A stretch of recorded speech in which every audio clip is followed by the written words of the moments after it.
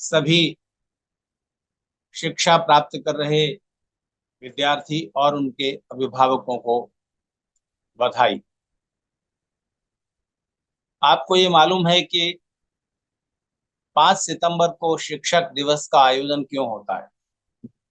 हम सब जानते हैं कि भारत के राष्ट्रपति डॉक्टर राधाकृष्णन के जन्मदिन के उपलक्ष्य में इस दिन को शिक्षक दिवस के नाम से घोषित कर दिया गया। डॉक्टर राधाकृष्णन राष्ट्रपति बनने से पहले शिक्षक थे और फिर राष्ट्रपति हो गए, इसलिए ये दिन शिक्षक दिवस के रूप में मनाया जाना चाहिए। मैं इसमें थोड़ा सा सुधार चाहता हूँ।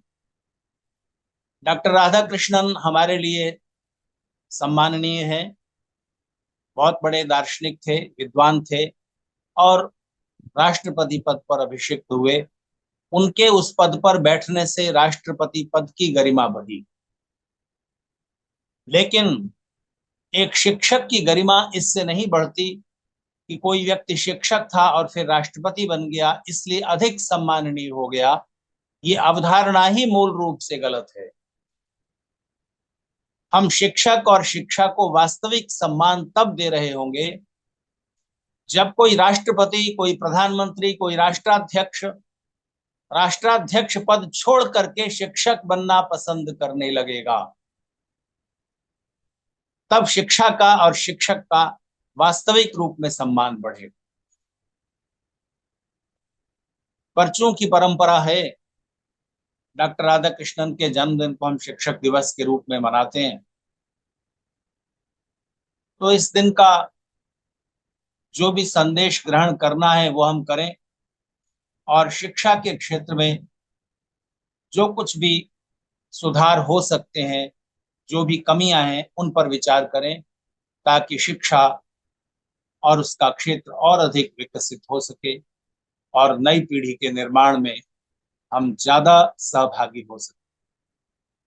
फ्रांस की राज्य क्रांति का जनक, जन्मदाता वाल्तेयर ये कहा करता था कि अगर तुम मुझे 1000 अच्छी माताएं दे दो और 1000 अच्छे अध्यापक दे दो तो मैं तुम्हें धरती का सर्वश्रेष्ठ शक्तिशाली राष्ट्र प्रदान करूंगा। किसी भी राष्ट्र के निर्माण में शिक्षक की बहुत बड़ी भूमिका है। अगर हम अपनी प्राचीन संस्कृति के चिंतन को देखें तो आप पाएंगे कि शिक्षा के लिए वो लोग इतने व्यावहारिक थे और समग्रता से देख पाते थे कि उन्होंने शिक्षा का काम केवल शिक्षक के भरोसे नहीं छोड़ा। निश्चित रूप से शिक्षक का महत्व है, लेकिन शिक्षा के लिए वो माता पिता को भी महत्वपूर्ण मानते हैं, क्योंकि सबसे पहला शिक्षक माँ होती है। 5 वर्ष की आयु तक बच्चा अपनी माँ से जो सीखता है वो उसके मन पर अमिट संस्कार के रूप में अंकित हो जाता है। 5 वर्ष की उम्र तक बच्चे की दृष्टि में उसकी माँ दुनिया की सबसे अच्छी, सबसे ज्यादा प्यार करने वाली, सबसे ज्यादा महत्वपूर्ण व्यक्ति होती है। 5 वर्ष के बाद 8 वर्ष या ज्यादा से ज्यादा 12 वर्ष की आयु तक पिता का प्रभाव बच्चे के मन पर होता है। पिता जो कहेंगे बच्चा उसे अनुकरणीय मानेगा और उसके मन पर पिता के विचार और उसके कहने का प्रभाव अंकित होगा।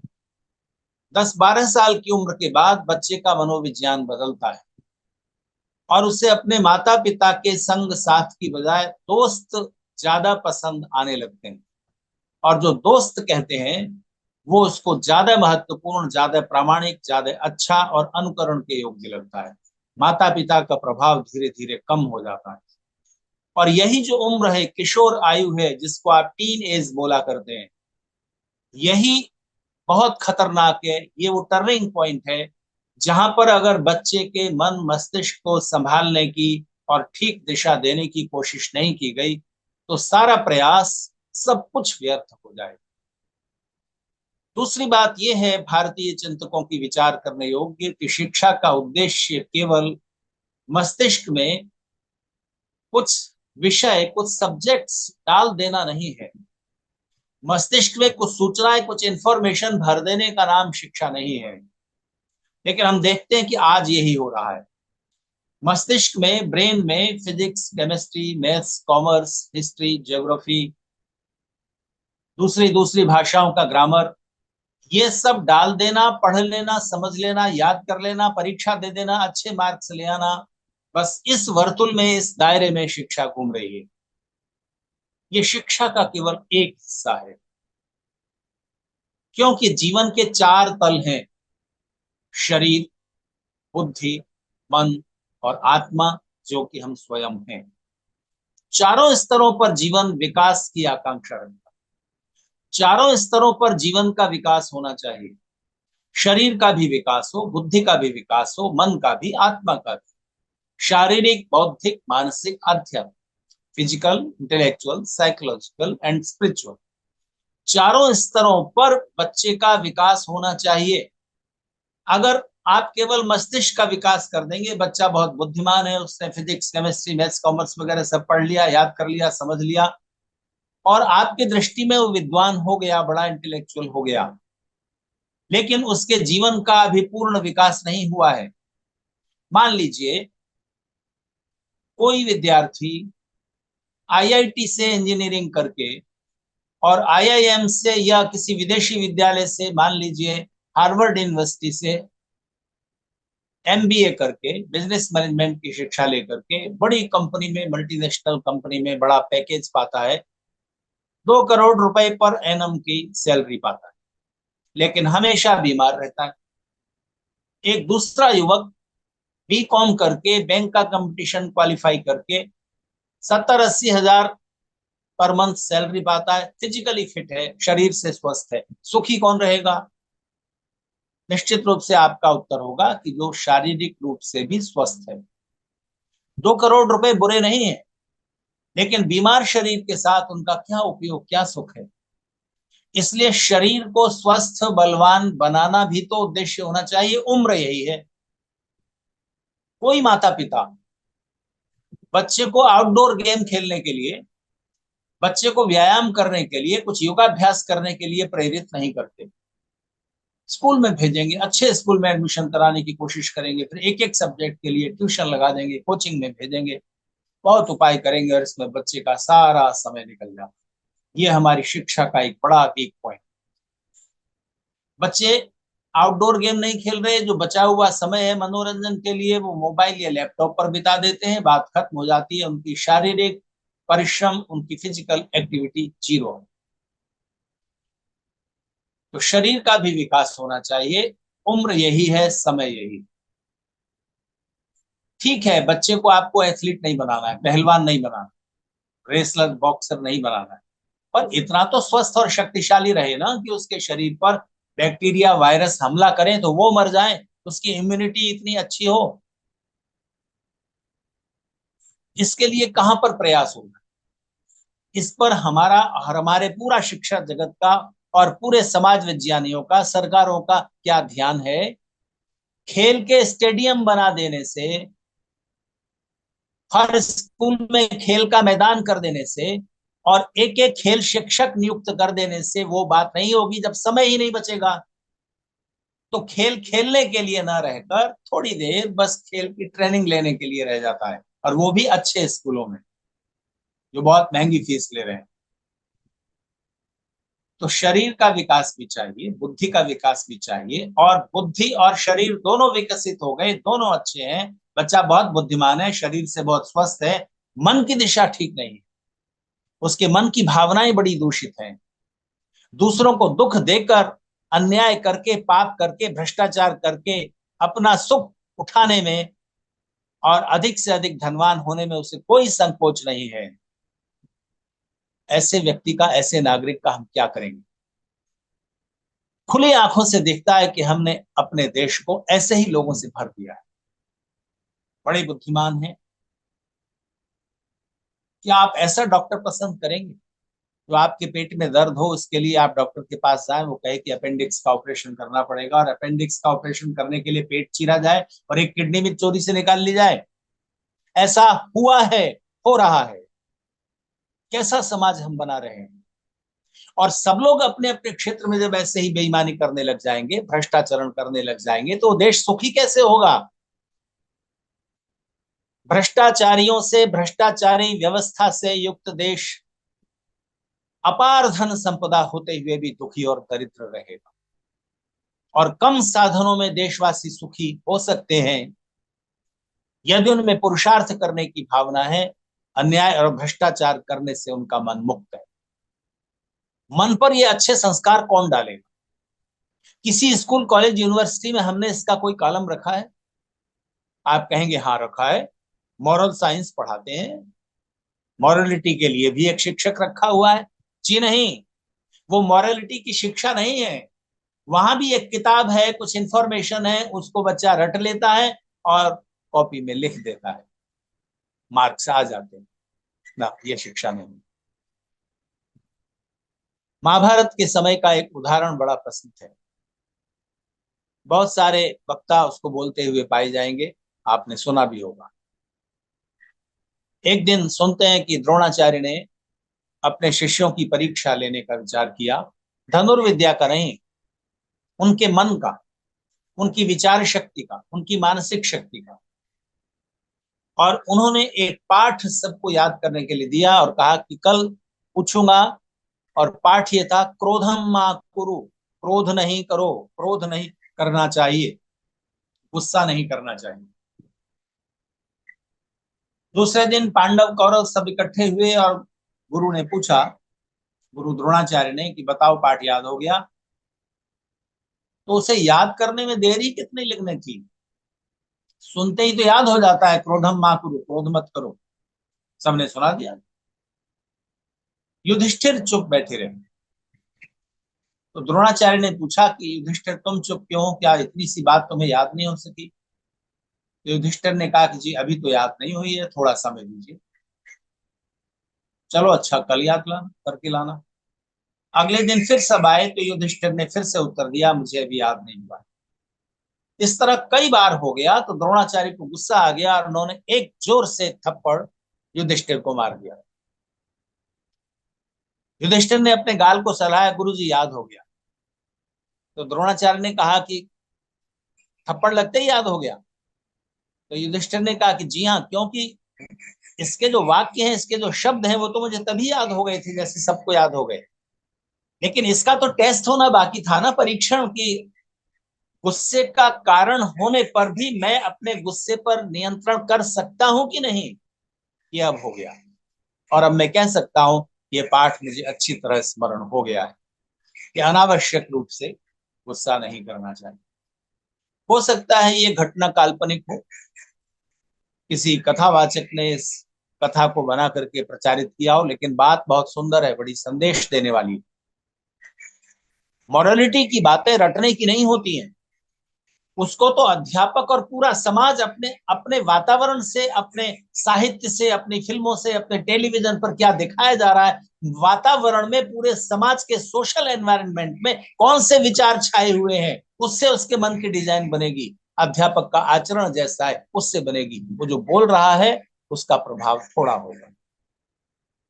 इसलिए भारत के ऋषियों ने मन को समृद्ध और शक्तिशाली बनाने के लिए अनूठे प्रयोग किए। बच्चे का मन भी विकसित हो, इसके लिए शब्द से, वाणी से बोल करके भी उसको अच्छी बातें सिखानी है, अपने आचरण से भी सिखानी है, सिंबॉलिक लैंग्वेज से भी सिखानी है। और बच्चे को कथा, कहानी, उपन्यास, जो साहित्य जिसे कहा जाता है, वो भी ऐसा हो जो उसके मन की भावनाओं को ठीक दिशा दे दे। एक अच्छी कहानी पढ़ेगा बच्चा और वही संदेश दूसरी कहानी से जाएगा, तीसरी कहानी से जाएगा। वही कथा दादा सुनाएंगे, नाना सुनाएंगे, अध्यापक सुनाएंगे, आसपास के लोग सुनाएंगे, साहित्यकार भी सुनाएगा। फिल्म और टीवी जो आज के समय का बहुत शक्तिशाली माध्यम है, वो भी ऐसी ही मॉरलिटी जगाने वाली, नैतिकता जगाने वाली बातें करेंगे। ऐसी कथा कहानी बताएंगे, सुनाएंगे, ऐसी फिल्म बनाकर दिखाएंगे, तब मन शक्तिशाली होगा। क्यों हो रहे हैं बलात्कार सब तरफ। कठोर कानून बनाने से नहीं रुकेंगे, नहीं रुकेंगे। क्योंकि एक अपराधी बड़े उपाय करता है कि अपराध कर लो और पकड़ा न जाऊं, कोई सबूत न छोड़ूं, 100 में 80 बार सफल होगा। और फिर जब सारे लोग भ्रष्टाचारी हों या 80% लोग, पूरा समाज का वातावरण भ्रष्टाचार से भरा हुआ हो, तो उसका पक्ष लेने के लिए सरकारें तक आ जाएंगी, सरकार में बैठे हुए लोग, जांच कर रही एजेंसियां। क्या करेंगे आप? कैसा मनुष्य, कैसा समाज हम बना रहे हैं, ठहर कर सोचने की जरूरत है। इतने शिक्षक दिवस मना लिए, क्या परिवर्तन आया? कौन सी प्रेरणा हम लेते हैं शिक्षक दिवस मना करके? हर साल बहुत से भाषण हर जगह हो जाते हैं, और उन भाषणों को सुनकर बच्चे, अभिभावक और सब लोग बोर होने के अलावा और उसका कोई परिणाम नहीं निकलता है। बस मना लिया शिक्षक दिवस। शरीर की उन्नति भी चाहिए, बुद्धि की भी चाहिए, मन की भी चाहिए, आत्मा की भी चाहिए। आत्मा की उन्नति का क्या अर्थ है? आत्मा की उन्नति का अर्थ इतना इतना महत्वपूर्ण है कि शरीर, बुद्धि, मन का विकास और उसकी उन्नति आत्मा की उन्नति के बिना व्यर्थ हो जाएगी। आत्मा की उन्नति का एक लक्षण होता है, उसका प्रमाण ये होता है कि कोई भी जीवित व्यक्ति दूसरी जीवित सत्ताओं में भी अपने जैसी आत्मा महसूस करने लगे। इसका मतलब है कि जैसा सुख दुख मैं महसूस करता हूं, मुझे यह एहसास रहना चाहिए कि ऐसा ही सुख दुख दूसरे जीवात्माओं को भी होगा। इसलिए मैं दूसरों को अन्याय से दुख न पहुंचाऊं। सारी शिक्षा का सार यही है। आप कुछ भी पढ़ लें, बच्चे को कुछ भी पढ़ा लें, मेडिकल साइंस पढ़ा दें, इंजीनियरिंग पढ़ा दें, साइंटिस्ट बना दें, बिजनेस मैनेजमेंट पढ़ा दें, ज्ञान विज्ञान की सैकड़ों ब्रांचेज हैं, सैकड़ों शाखाएं हैं, उनमें से किसी भी एक क्षेत्र में बच्चा शिक्षा प्राप्त कर ले, उच्च शिक्षित हो जाए, उन सारी उच्च शिक्षा के क्षेत्रों में जो हम पढ़ा रहे हैं, सिखा रहे हैं, उसका उद्देश्य क्या है, मुख्य उद्देश्य क्या है? यानी जो ज्ञान आपने पाया, जो नॉलेज आपने पाई, आपके बच्चे ने, उस नॉलेज का मुख्य उपयोग क्या है? आप कहेंगे कि ये कोई पूछने की बात है। जिसने मेडिकल साइंस पढ़ी है, उसके मेडिकल साइंस पढ़ने का मुख्य उद्देश्य है कि वो मरीजों को ठीक करे, इलाज करे। इंजीनियरिंग पढ़ी है तो जिस क्षेत्र की इंजीनियरिंग पढ़ी है उसमें वो काम करे। नहीं, ये मुख्य उद्देश्य नहीं। ये तो जो पढ़ा है वो आप दूसरों को पढ़ा देंगे और उससे आपको पैसा मिल जाएगा। ये उद्देश्य है, बड़ा उद्देश्य है, पर सबसे बड़ा नहीं। किसी भी क्षेत्र में आप ज्ञान प्राप्त करते हैं तो उसका मुख्य उद्देश्य होता है कि कुछ भी पढ़ने से, चाहे आप ग्रामर पढ़ें, फिजिक्स पढ़ें, केमिस्ट्री पढ़ें, मैथ्स पढ़ें, जब आप पढ़ते पढ़ते उच्च शिक्षा के स्तर तक पहुंचते हैं तो आपका ब्रेन, आपका मस्तिष्क इतना विकसित हो जाना चाहिए कि उसकी लॉजिकल पावर, एनालिटिक कैपेसिटी इतनी बढ़ जाए कि सत्य और असत्य को अलग अलग किया जा सके। कोई भी शिक्षित व्यक्ति, उसकी पहचान ये है, उसकी उच्च शिक्षा का मुख्य उद्देश्य ये है कि वो सत्य और असत्य को अलग अलग कर सके, तर्क के द्वारा लॉजिकली समझ सके कि ये बात सच है, ये झूठ है। इससे भी बड़ा एक और उद्देश्य है शिक्षा का, और वो है उचित और अनुचित को अलग अलग कर पाना। क्या उचित है, क्या अनुचित है? हमेशा जो सत्य है वो उचित हो, ये नहीं होता, और कई बार असत्य भी उचित हो जाएगा। तो ये विवेक कर पाना कि क्या उचित है, क्या अनुचित है, ये बहुत बड़ी बात है। जिस समाज के नागरिक अपना कोई भी व्यवहार करते हुए उचित और अनुचित का विवेक किए बिना केवल अपने स्वार्थ के आधार पर निर्णय ले रहे हो, वहां पर शिक्षित व्यक्तियों का अभाव माना जाएगा। गाड़ी चलाते हुए आप कहीं पहुंचे किसी मार्केट में और आपको कुछ खरीदना है, गाड़ी पार्क करते हुए जहां पर आप गाड़ी पार्क कर रहे हैं, आपके मन में क्या विचार है? मेरी गाड़ी यहां सुरक्षित खड़ी रहेगी, ये, या दूसरों को आने जाने में रुकावट तो नहीं होगी, ये है उचित और अनुचित का विवेक। अपने छोटे छोटे कार्य में, व्यवहार में, जहां के नागरिक ये ध्यान रखते हैं कि मेरे इस कार्य से दूसरों को अन्याय से दुख ना पहुंचे, अगर दुख पहुंचेगा तो मैं उस कार्य को न करूं। जहां पर यह भाव विकसित हो गया है, वहां उन्होंने अपने जैसी आत्मा दूसरे जीवित सत्ताओं में देखना कर सब सीख लिया है, और उनकी आत्मा का विकास माना जाएगा कि हाँ, ये व्यक्ति है आत्मवान। कुछ बच्चों में भाषण देते हुए मैंने उनसे पूछा, 3 मंजिल की स्कूल की बिल्डिंग थी। मैं उन्हें यही बात समझाना चाह रहा था कि आत्मा की उन्नति का क्या अर्थ।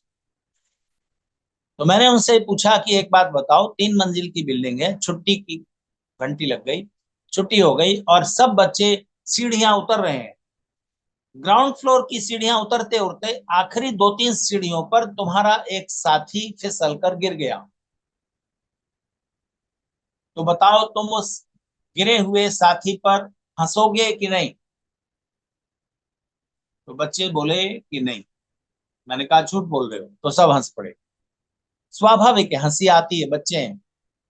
लेकिन मैंने उन बच्चों से पूछा कि ये बात बताओ कि अगर मान लो गिर सीढ़ियां उतरते हुए तुम खुद गिर गए हो, तो तुम अपने दूसरे साथियों से अपने साथ कैसा व्यवहार एक्सपेक्ट करोगे? क्या अपेक्षा करोगे? कि वो तुम्हारा हाथ पकड़कर उठाएं, कपड़े झाड़ें और पूछे कहीं चोट तो नहीं लगी, या तुम पर हंसे खड़े खड़े? क्या चाहोगे अपने साथ व्यवहार? तो सब बच्चों ने कहा यही चाहेंगे कि हमें हाथ पकड़कर साथी उठाएं, कपड़े झाड़ें, पूछे चोट तो नहीं लगी। तो जैसा व्यवहार अपने साथ किया जाना पसंद करते हो, वैसा दूसरों के साथ करो। अगर ये शिक्षा नहीं हुई, आत्मा के अंदर ये भाव नहीं बैठा, तो सारी शिक्षा व्यर्थ हो जाएगी। 2 पैरों पर चलते हुए पढ़े लिखे पशुओं को हम देख रहे होंगे। हमने अपने समाज को ऐसे ही 2 पैरों पर चलते हुए एनिमल्स से भर दिया, और यही प्रक्रिया चल जारी है। इसमें किसी को ठहर कर सोचने की जरूरत नहीं है। 1000 शिक्षक दिवस गुजर जाएंगे, कोई नहीं सोचेगा। लेकिन अगर नहीं सोचोगे, तो पूरा विनाश, सर्वनाश तुम्हारे सामने एक दिन मुंह खोलकर खड़ा होगा। कोई उपाय नहीं बचेगा। 1000 अच्छे शिक्षक मांगता था वाल्तेयर। ऋषि दयानंद अपने जैसे 1000 उपदेशक मांगते थे। तब 28 करोड़ आबादी थी भारत की, आज 140 करोड़ आबादी। कितने अच्छे शिक्षक चाहिए? वो शिक्षक जो शरीर बुद्धि मन आत्मा चारों स्तरों पर बच्चे के विकास में सहायक हो सके। और केवल शिक्षक नहीं, पूरा माहौल चाहिए, पूरा वातावरण चाहिए। टीवी, फिल्म, सोशल मीडिया भी नैतिकता की भावना वाले दृश्य दिखा रहा हो। आज आप देख लीजिए इंटरनेट पर क्या देख रहे हैं बच्चे हमारे। और जिनके हाथों में वो है, उनको तो इस बात की चिंता ही नहीं, उन्हें तो बस पैसा कमाना है। और पैसा कमाने के लिए जरूरी है कि बच्चे, युवा पीढ़ी ज्यादा से ज्यादा इंटरनेट पर मनोरंजन करें, और मनोरंजन बेच करके ही पैसा ज्यादा मिलेगा। और मनोरंजन भी वो जो वल्गर है, जो अश्लील है, क्योंकि मन की वृत्तियां उधर ज्यादा आसानी से झुक जाती हैं। तो बच्चे रील देखते जाएंगे, देखते जाएंगे, देखते जाएंगे, 2-3 बजे तक, रात तक जागे रहेंगे। माता पिता को कहेंगे हम होमवर्क कर रहे हैं, सुबह देर तक उठेंगे सो करके। और शरीर बुद्धि मन आत्मा सबका कचड़ा करने के लिए हमने पूरी व्यवस्था, पूरा इंतजाम कर दिया। मैं बच्चों को समझाता हूँ, इंटरनेट एक कुशन की तरह है, एक समुद्र है। समुद्र में मोती भी हैं, मोतियों को ढूंढना पड़ेगा गहरे जाकर के, उसमें मेहनत लगेगी। लेकिन समुद्र में शार्क और ऑक्टोपस जैसे खतरनाक जानवर भी हैं, वो तुमको आकर पकड़ लेंगे। इंटरनेट का इस्तेमाल करते हुए वो सावधानी माता पिता के द्वारा चाहिए। बच्चे तो अबोध हैं। 2 साल की उम्र से बच्चों को हम मोबाइल हाथ में दे रहे हैं, और फिर स्क्रीन का एडिक्शन लग जाता है। और जब उसका एडिक्शन लग गया, उसकी जब लत पड़ गई, तब किताब अच्छी नहीं लगती। 1-2 घंटे से ज्यादा बैठे बैठे किए जाने वाला एंटरटेनमेंट ब्रेन को डल कर देता है, मन मस्तिष्क को डल कर देता है। फिर मन मना कर देगा। जैसे ही फिजिक्स पढ़ने बैठेगा बच्चा, केमिस्ट्री, मैथ, साइंस का कोई सब्जेक्ट, कोई भी कठिन विषय, ग्रामर आदि, वैसे ही उसका मन मना कर देगा, नहीं मुझे नहीं पढ़ना, मन लगेगा ही नहीं पढ़ना। ये सबसे बड़ा डिस्ट्रैक्शन है, और इससे बचाने के लिए कोई नहीं सोच रहा। जो सोच रहे हैं उनकी वॉइस नहीं है, उनकी आवाज नहीं। मालूम नहीं आर्य संदेश पर मेरा ये व्याख्यान कहाँ तक पहुंचेगा, और जो लोग जिम्मेदार हैं, जिनके एक इशारे से, एक आदेश से सारी व्यवस्थाएं सुधर सकती हैं, वहां तक हमारी बातें पहुंचे, मैं ऐसी आशा करता हूं। और आर्य संदेश के संवाहकों को बधाई देता हूं कि उन्होंने इस मौके पर इस बात को गहराई से सोचा और इस पर एक संदेश प्रसारित करने का विचार किया, और इसके लिए मुझे अवसर दिया। धन्यवाद।